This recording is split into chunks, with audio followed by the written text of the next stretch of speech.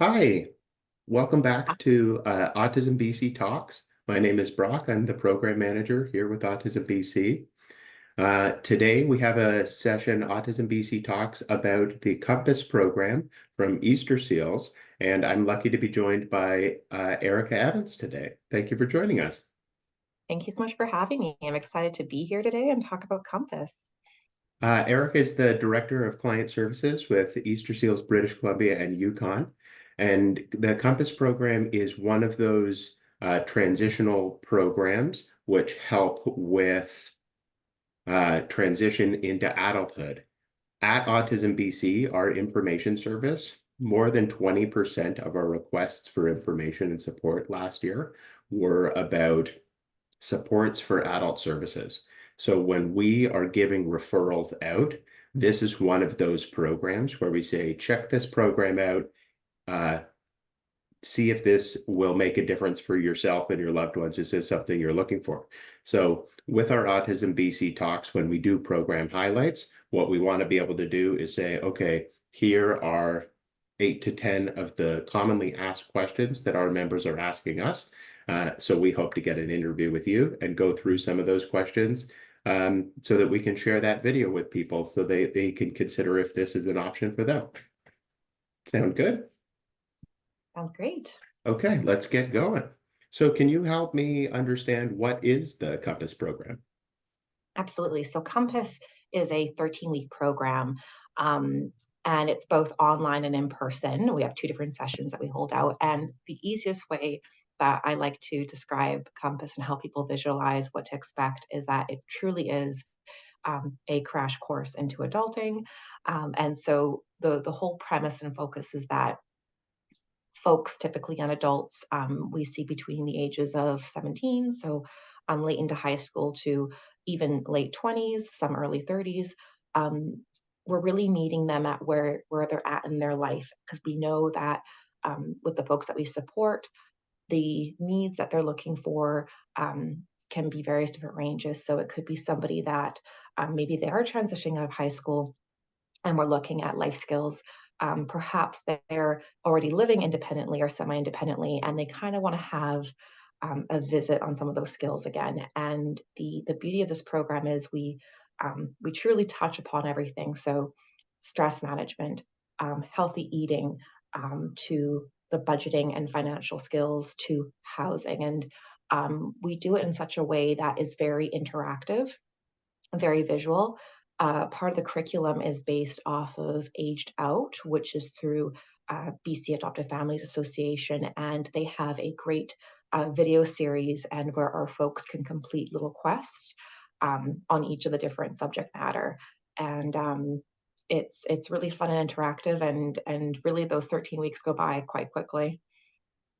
Is there a uh, age range or ability range that restricts the participation?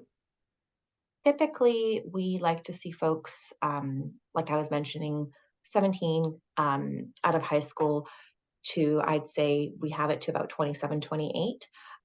That's not to say that we wouldn't accept somebody perhaps that is a little bit out of that age category. We just find that that's the most age group that really seeks out this type of programming. It's really beneficial too, timing wise. So we have the program online, run 3:30 to 5:30, and it's 3 times a week.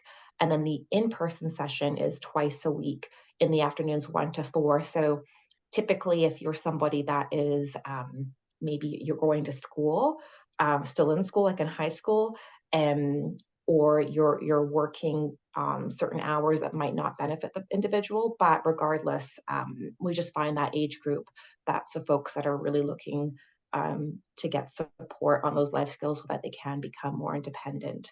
And yeah, like I said, folks from different areas of their life, they could already be in a shared living model. Maybe they're living still at home with mom and dad. Regardless, I'd say that that's really the willingness to want to learn and set goals for themselves is another key proponent of the program too. Okay. So if they're being able to choose and set those goals, is some of the course material personalized? Like, is there some choice in what domains people want to be able to work towards or learn more about? Well, for example, we might as a group collectively, like for example, when we talk about stress management, there might be a part where we really, if we have, we kind of read the room and just ask some questions first, like what are some things that people do for themselves um, to relieve from stress, and maybe that involves going to the gym or working out, maybe listening or playing music. And so we really, we as a group really focus together and really try to draw out on what are some things everyone has in common and then focus on that. We just actually RBC, who's our partner right now with Compass, they just came to our in-person session and did a budgeting webinar, or pardon me, a budgeting program, and it went fantastic. And again, a very large topic. Budgeting is not an easy subject, but we were able to kind of do a little assessment beforehand to see what it was in particular that our group maybe was struggling with and wanted to get better at when it came to budgeting, and then customize the talk that our guest speakers were going to do. And that really helped to reach everyone's goal in that program when it came to a subject like budgeting. Yeah, that financial literacy, the understanding financial literacy, there's like so many different aspects of that. Yeah, And often when you open that question, like, what do you want to know? It's very hard to answer that. But if you're like, what are you good with? What do you know? What do you not want included? People are very easy to answer that. They're like, I'm pretty good with this, but I don't know these things. And it's hard to know what you don't. exactly. And that's why this year we're going to be opening up a part two to Compass that is going to kind of look at more of those advanced skills, because we've had folks that are like, I'm great at saving and I understand how to prioritize my money to pay for different things in my life, but I want to go further and I want to talk about RDSPs or investments. And so recognizing that it is quite challenging to talk about everything over the 13 weeks. That's why we're looking at the second tier, so that folks that really want to go deeper and explore those other topics have that opportunity. But like with our guest speakers that came, if folks did want to learn more, what's great is that they were able to offer some resources so that they can come to RBC to learn other workshops attending there too. And it was great because it helped allow our partners to see what our population needs and just really get involved in our community that way, which is really important, and especially when we talk about being inclusive. It's really great when the donors want to be able to not only fund it, but want to see the impact for the participants. 100%. Yeah. You mentioned that there was both an online and in-person element.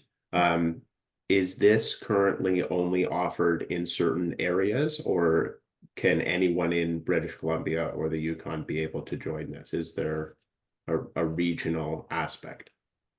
Great question. So online, anyone throughout the province can join, and we definitely do see that. I'd say probably well over a third of our participants on the online portion are from outside the Lower Mainland, and many of them either know about the program because they come to our summer camps.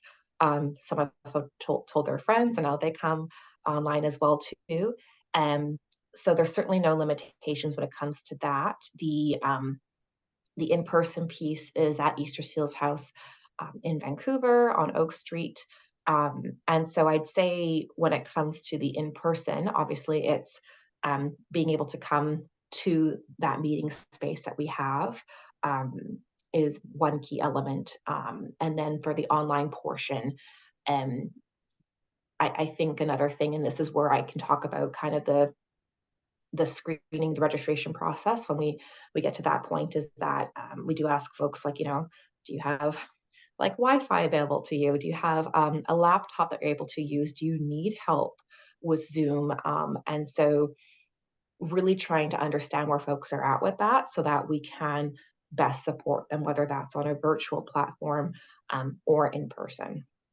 So with the application process, do you have an assisted application process, or is it all through online? And is there a cost associated to the program? Great question. So to register for Compass, it is all online, and it's a fairly straightforward process where um, we want to really look at if you're a returning Compass participant. Um, and this is where we're measuring our impact for success, is looking at, learning about life skills. What are some of your motivations to want to come to Compass? What is something that you're looking for, hoping for to get out of this, so that this helps us to kind of assess and see um, if we're really going to be able to be a good match for the individual, and vice versa. It also helps to see who are the current supports that person life. So we really do a bit of an inventory list, just to see, if the person is indicating that they want to learn more about housing. Um, I will say we have had folks that have um, indicated, well, I my goal is to get a job. My goal is to get secure housing, and so the purpose of the program is to help provide resources and direction so that that individual can then know who to go to at this point.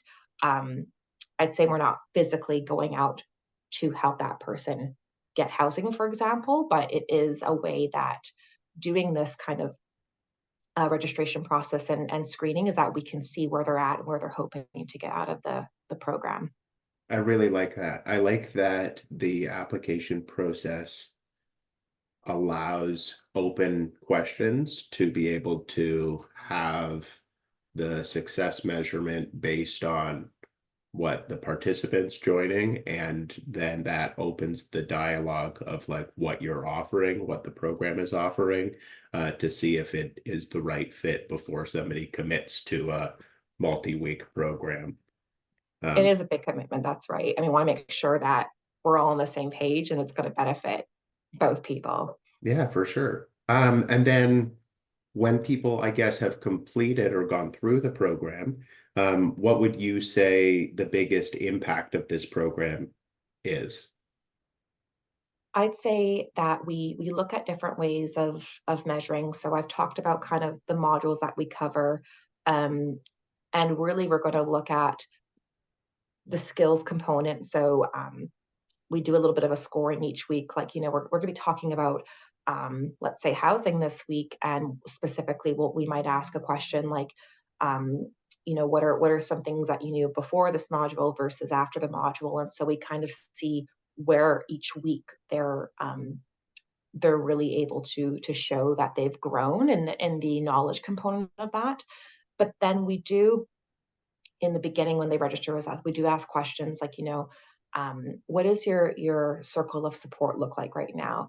How satisfied are you when it comes to your social connectedness, to your level of independence, to your mental well-being? So, or your how connected you are in the community. And so we kind of look at those core components and then measure that to after. Also, a whole big component of Compass is developing that leadership skills. So we might ask in our post surveys, what's one new thing you decided to try since completing the Compass program, and if it's going back to the healthy living example. Um, well, I decided to finally take part in that badminton up the street of my community center, and me and my friend go together now. We go twice a week, and so just it's really trying to encourage and push people in a very supportive way to go out of their comfort zone. We do a lot of activities where we talk about our comfort zone and our stretch zone, and how as adults, part of growing up is needing to try new things like that, so that we can become masters of our own world and element that way. So we the surveying is a big part of it. We want to see where people are, how they're growing. So not only socially, mentally, but physically as well, and whether that's getting a job that they wanted or finally enrolling in school. So that's the impact that we look at.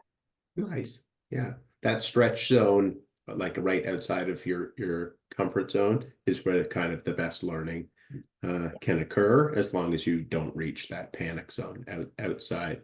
So you go, okay, this is still comfortable. This is still safe for me. This is too much. So for sure. Exactly. We just completed actually, you just made me we use that analogy not only because it provides such a good visual component, we actually do we have different kind of moves we do to describe what comfort looks like, what panic and stretch looks like. And we just finished our cooking component, and there was certainly some individuals where it was a stretch for them. They never used a stove before, and so they got to experience that. And at the end, we all had a meal that we shared and ate together at Easter Seal's house. And so yeah, it was definitely everybody was at different places in that comfortability, and some more than others. And yeah, it was a great way to see their growth that way. You mentioned during the application process that you could evaluate if people have taken the course before or if they have not. So is that assuming people are able to take the Compass program multiple times? Absolutely. And part of your other question I forgot to answer is we do look at definitely people can come as many times. There's no limit. We certainly have what we call our seasoned Compass folks, and sometimes we find that looking at the impact for them, perhaps the first round was just kind of breaking ground for them, getting out of their zone of just being comfortable with talking to people online, or just talking about themselves sometimes is a stretch for folks. And honestly, something that we do look at, or maybe folks don't consider originally as a goal for them, is how they're really interacting with others and coming out of their shell. And the beauty of even the online component is seeing how they interact in Zoom together, where um, it's always fun to see the first few weeks they're quite shy, but then they end up communicating with each other. You see all the screens and they're asking, how's your day? Or how did your hockey game go? And so really that's impact, is um, seeing them connect with one another and make friendships virtually, which is fantastic. Um, and part of registration too is the cost. It's $250. Of course, folks can use, if applicable. We have, for example, like Jordan's Principle. They could apply for that um, as well.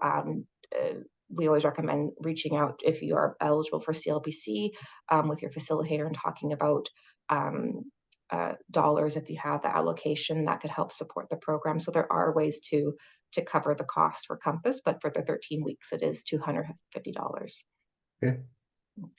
Um, how much of the program do you think is like a social skills group and how much is vocational or like workplace and transitioning support? Because you mentioned that social aspect, and I do think that's what a lot of people are looking for. And some people are really looking for like, is this going to be skills-based development? It's a great question. And when I look at the vocational um, programs that we've run in the past, certainly there is a longer element at uh, job development. So we're looking at building resumes, practicing interview skills, and so it's more of the technical pieces of it, and job coaching and looking at job placement. But with Compass, when we talk about employment, we really focus on kind of those soft skills elements of it. And we do, individuals don't lead the program with like a resume produced, but we do as a group, we'll actually open up a resume example and start kind of practicing. Well, what are things that we need to put in a resume? And why is it important to list the dates that we worked, or what are some things that we wouldn't want to say in a resume, and elements of a cover letter. So as a group, we actively produce one. We usually have a fictional character that maybe we'll go and kind of implement, or um, if someone in the group wants to kind of talk about themselves, we can practice and do one together. But it's more of a application and foundational piece. And when we talk about employment in the program, um, and we do really look at the soft skills. So having a good attitude for work, how to come to work on time, why you should come to work on time, and who to communicate at work, with and having that good relationship with your supervisor and your teammates. And then we really focus on, if we're looking to prepare ourselves for work, what are some resources that we can use to help us get ready? So maybe that's looking for volunteer opportunities at first. It's certainly the social element of Compass and vocational skills are, they are quite similar because they do focus on the social skills element of it. Um, Mind you, this program is not one that focuses on everyone's going to produce and have like a resume by the end of the program. It's more like that preparation piece of it. Right. Okay. So it's a lot of framework development and Yes. building people's skill. Okay. Um, does the Compass program have a work placement element after those 13 weeks? This one does not, no. Um, and so what we're hoping for in future is, like you might have known on our website, we have the Compass Works program that we ran last year. That one has a work placement piece. We're currently not running the program right now, but stay tuned on our website for future updates on that. But this program is more focused on, like I was mentioning, the pre-employment assessment skills. So just to uh, prepare folks for work. Okay, perfect. Yeah, it's just that's always a question that people have. Some people are looking for skills-based programs that have a work placement and job coaching afterwards. So just like knowing if that's a good fit for them or not. Absolutely. And then where can people go if they wanted to learn more, if they had other specific questions? What would the best place to be? Absolutely. Well, I always encourage folks to take a look at our website. And so we have, um, under our programs and services, you'll see Compass, and we have testimonies, and we have a short video clip that covers an example of what goes on in the online program. We're working on building a video footage for the in-person because actually Compass has been around since late 2021, but this year we've been able to finally put on the in-person piece. So it's and it's been going fantastically. But our website only shows kind of the online, what that looks like. So I'd say that's a great first step to kind of get your feel of what visually Compass looks like. And then, of course, you're more than welcome to reach out to our team, programs at eastersealsbcy.ca, if you wanted to learn more about Compass or have specific questions. We're here to always chat. So that's the best way to learn about it. That's perfect. I'll try to pop those up on the video afterwards. Sometimes I know how to do that, sometimes I don't. Um, is there anything else, any other questions that I haven't asked you that you want the Autism BC membership to know? I think really I would welcome folks to sign up to our newsletters because it's really an exciting time for Easter Seals. We're developing a lot of different tiers from programs like Compass that I feel like would really benefit our community here, not only locally in Vancouver, but we have other social programs as well too. So I think that's the first step is to sign up on our socials so that you can see those programs and the schedules for that. And I feel that Compass, especially if you're somebody that um, whether or not you are going through a transitional stage in your life, there's so many elements that honestly, even for myself, as I've, my facilitators too have mentioned doing the program before, there's always um, gold nuggets to take from and kind of look at your own life and as an adult to really help appreciate where you've grown and learn some new things. And it's very refreshing learning um, where our peers come from and where they're at different stages of your life. And it's a very fun and very social program. And if you are even more of a shy, quiet person, there are all types in this program. So I value it at how inclusive it is, and it's just a very fun, good time. So I really recommend checking it out. Erica, thank you so much for joining, taking the time to be able to connect with me directly. These are always very helpful for us to be able to share with our members, considering our members like learning needs. Some people will want to be able to listen to a video or watch a video that's going to help them understand the program a lot more than having it written up. So I really appreciate your time today. Um, yeah, thank you so much.